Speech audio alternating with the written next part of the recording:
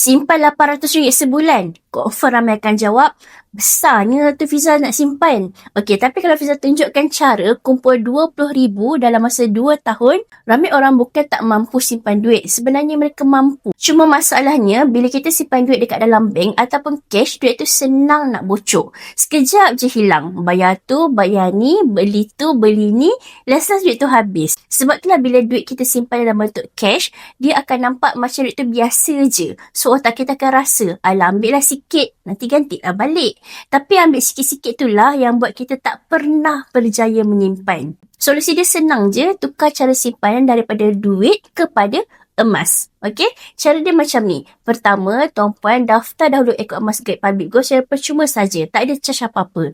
Lepas tu buatlah simpanan secara konsisten dekat dalam akaun Gap. Contoh, target yang realistik simpan RM800 sebulan selama 24 bulan.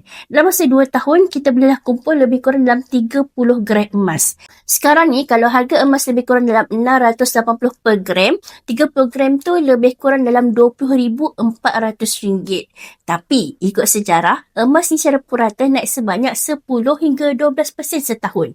So, nilai dia mungkin boleh pergi lebih lagi daripada RM20,000 dalam masa 2 tahun. Nampak tak beza dia? Simpan duit, bocor. Simpan emas, makin lama makin jadi aset yang bertambah nilai dia.